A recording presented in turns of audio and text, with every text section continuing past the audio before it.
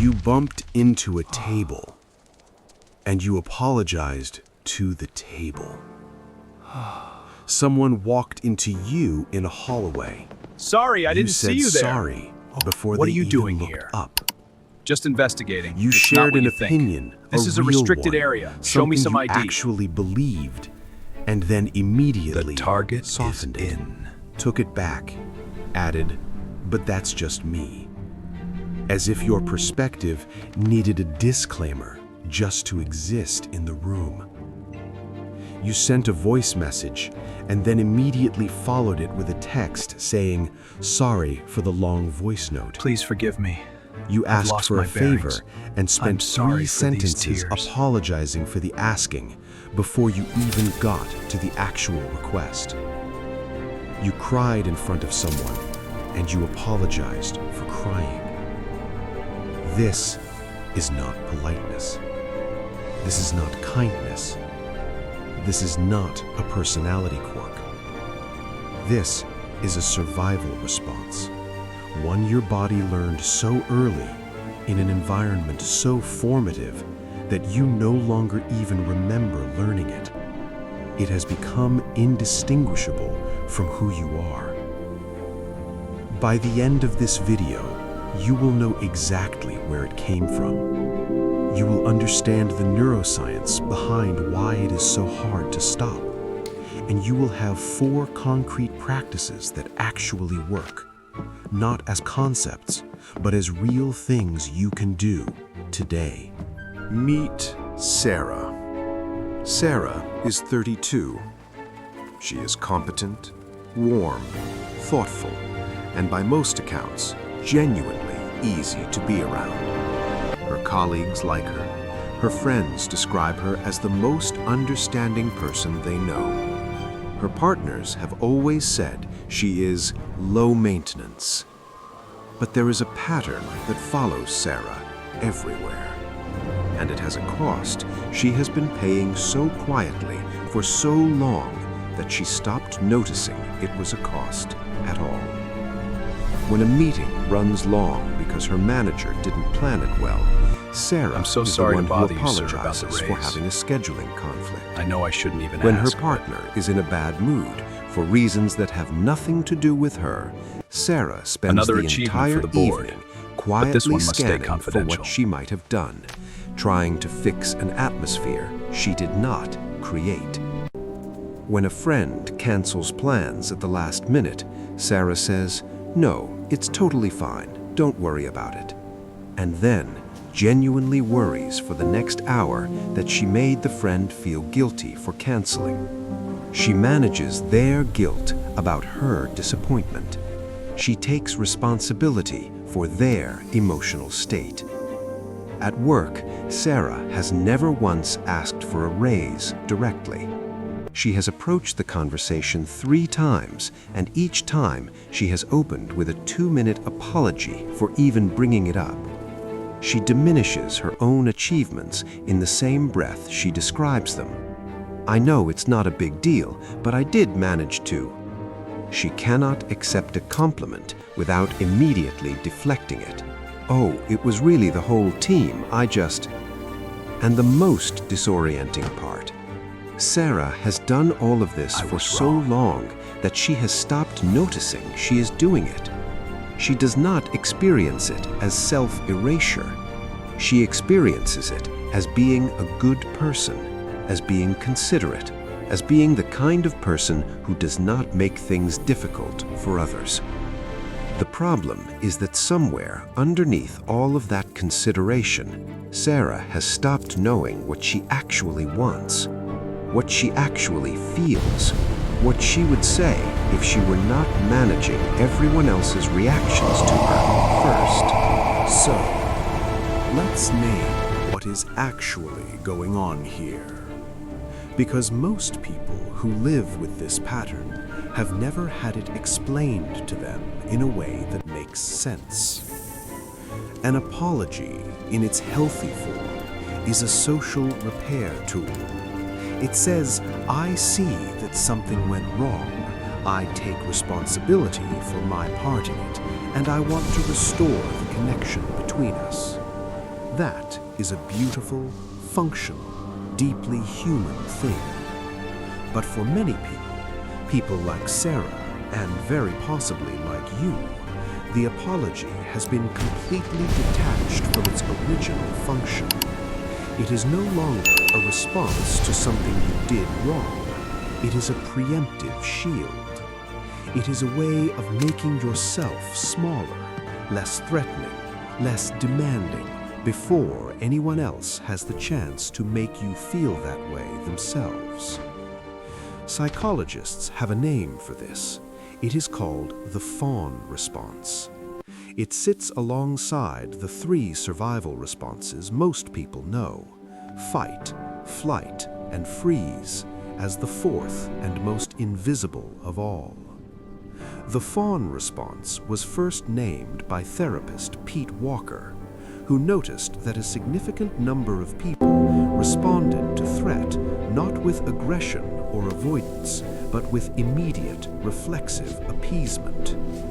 Fight says, Apologies, "I will my push mistake. back I didn't mean against the automatic. threat." Words forming before Flight thought. says, Ahead, awareness, "I thought. will Belief remove edges in. The myself groove from appears. the It deepens with repetition. Freeze Each pass, more says, conviction. The "I mark will holds become firm. invisible to Team, the the threat." data on case 411 is Fawn inconsistent. says, "I We need to will trace become every end what lines you and flag any need me to anomalies be, immediately. so that This you do discrepancy not could become a compromise the threat entire at all. operation. And crucially, the fawn response does not feel like fear. It does not feel like survival. It feels like kindness. It feels like maturity. It feels like being the bigger person, which is precisely what makes it so difficult to see in yourself. Sorry. Now here is where Sorry. we need to go deeper. Because the fawn response does not appear from nowhere. It develops in a very specific kind of relational environment. One where a child learned through repeated experience that their emotional expression was either too much or actively unsafe.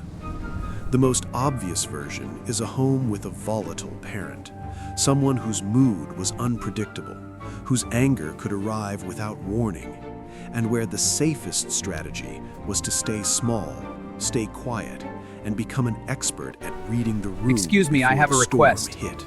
Apologies. Children in these Sorry. environments become extraordinarily attuned But my to request other is people's underneath. emotional states because their survival literally depended on it. But here is what most people do not know. The fawn response can develop This just as compass powerfully will guide us. in homes Let that me were see never it. It's overtly glowing. dangerous. Observe its path. It can develop in It's homes where the parent disappearing. was simply emotionally Incredible. unavailable. What now? Never The cruel, boundary but between never what is known truly and present. what is unknown. The kind of parent who was physically there but unreachable, who did not know how to sit with a child's distress I understand without the shutting risks, it but down, I have to follow this who lead. communicated The in evidence is 1,000 mounting. I small can't and let go now. unintentional ways. No, don't that worry. big I can handle feelings it. Were I have to. inconvenient. And then there is the version that is perhaps the most insidious of all. The home where the child was praised specifically for not having needs, where being easy, being quiet, being uncomplaining was rewarded with warmth and approval, where the child learned the version of I me sense that them gets approaching. love They're is called. the version that I'm sorry for asks making this a bigger nothing, deal. the version that smooths everything over, the version that can always be counted on to be fine. In all of these cases, the volatile home, the emotionally absent home, the home that rewarded smallness, Apologies for the the intrusion. same core conclusion gets installed in the child's nervous system. And that conclusion is, I am too much. My needs are a burden. My emotions make things worse. The safest version of me is the version that takes up as little space as possible. Now, here is the neuroscience that makes this so extraordinarily difficult to unlearn in adulthood. When the fawn response is activated repeatedly during the critical developmental years, it does not stay as a strategy. It migrates. It gets encoded into the lower brain structures, the limbic system, the amygdala, the parts of the brain that operate below conscious awareness, below language, below reason. What this means in practical terms is that by the time you are an adult, the apology is not a decision. It fires before the decision-making part of your brain, the prefrontal cortex, has even been consulted. Your nervous system has classified any possibility of taking up space, making a demand, or expressing a need as a potential threat, and it is managing that threat the only way it knows how, the way it learned when you were 6 years old. You are not choosing to be small. The child was adaptive. You are being directed. They were reading the room by an accurately ancient, and responding loyal, with the best tools they had exhausted available. system that was built to protect a child who no longer exists, in a danger that is no longer present. Let's make this concrete. Because the chronic apology does not always look like an apology. It wears many different masks, and you may recognize yourself in forms you have never thought to name.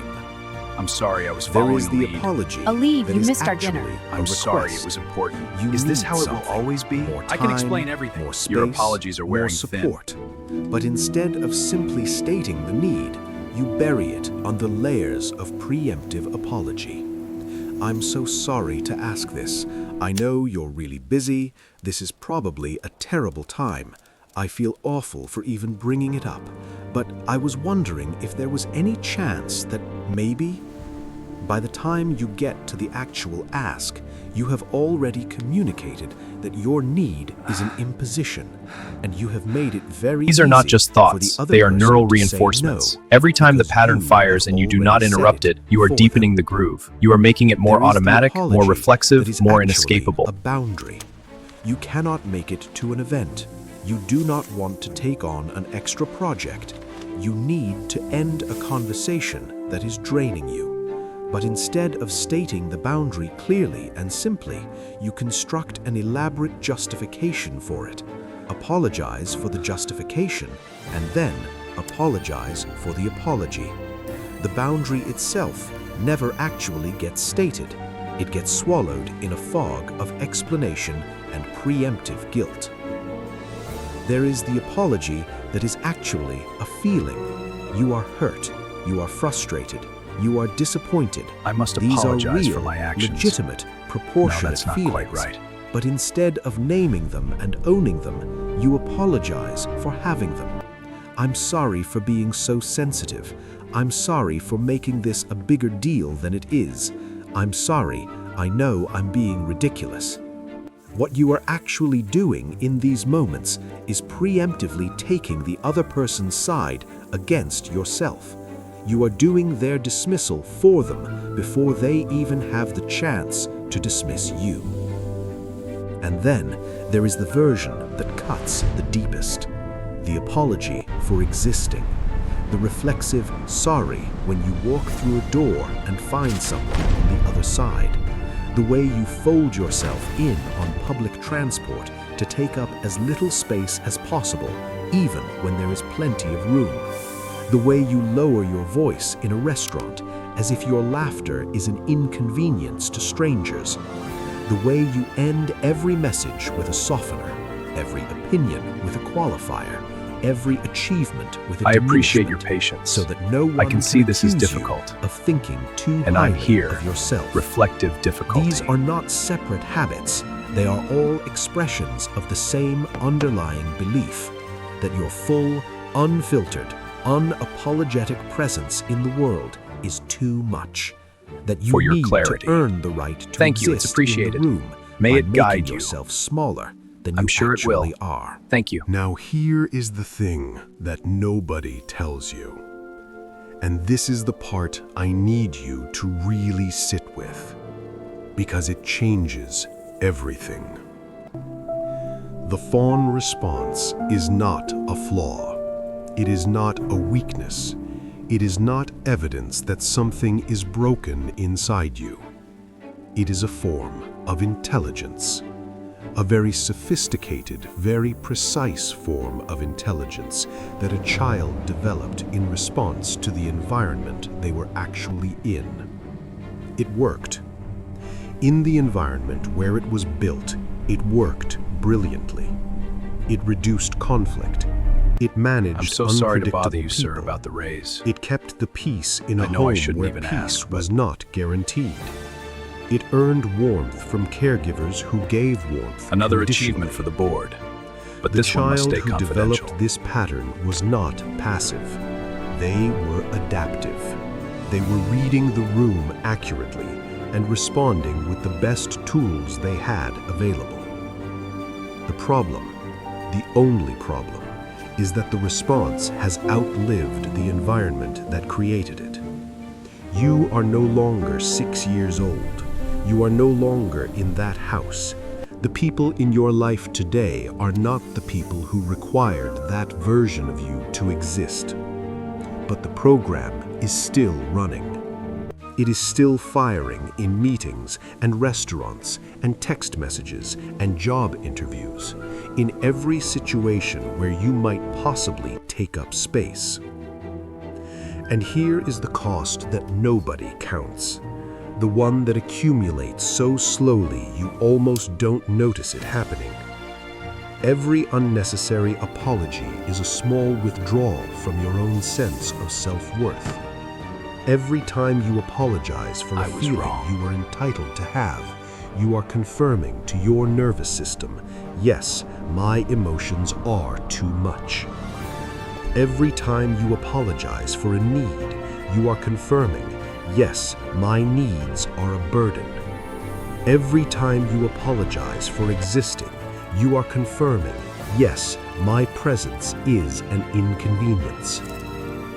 These are not just thoughts, they are neural reinforcements. Every time the pattern fires and you do not interrupt it, you are deepening the groove. You are making it more automatic, more reflexive, more inescapable. The nervous system learns what you repeat, and if what you repeat is, I am too much, This the compass nervous will system guide will us. eventually Let me take see that it. as It's settled glowing. fact. Observe its path. Over years, disappearing. over decades, Incredible. people with this What pattern now? often arrive The at a boundary particularly between what is known disorienting and what is place. unknown. They do not know who they are when nobody needs anything from them. They have spent so long understand the being risks, but person I have who to follow manages this lead. everyone else's The evidence is comfort, mounting. the I can't reliable let go one, now. the understanding No, don't one, worry. I the can one handle who it. is I have always to. fine, that they have genuinely lost the coordinates of their own interior life. So, what do you actually do with this? Not as a concept, but as a practice. Today, in your real life, with real people, in real situations. The first practice is I to sense notice them approaching. without They're called. stopping. I'm sorry for making this a Do bigger not deal. try to eliminate the apology immediately.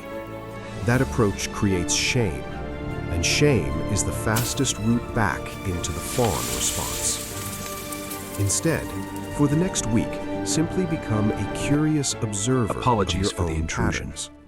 When you catch yourself saying sorry, just pause afterward and ask, was that mine to carry? Was there an actual fault there, or was I preempting something? You are not trying to change anything yet. You are just building the map. The second practice is to create a 1-second pause. The fawn response fires fast. It activates before the thinking brain has had a chance to weigh in. You cannot stop it at the source, but you can create a tiny gap, 1 second, sometimes less, between the impulse to apologize and the act of apologizing. In that gap, a small but significant question: is this actually mine? That 1 second practiced consistently begins to rewire the automatic nature of the response. I must apologize for over my time. actions. No, The that's third not quite practice right. is to replace the apology with an acknowledgement. This is not about refusing to be accountable. It is about framing the same reality without framing yourself as the problem. I'm sorry I'm late becomes, thank you for waiting. I'm sorry for rambling becomes, I appreciate your patience. I'm sorry this is hard becomes, I can see this is difficult and I'm here. Same awareness, completely different message about your place in the situation.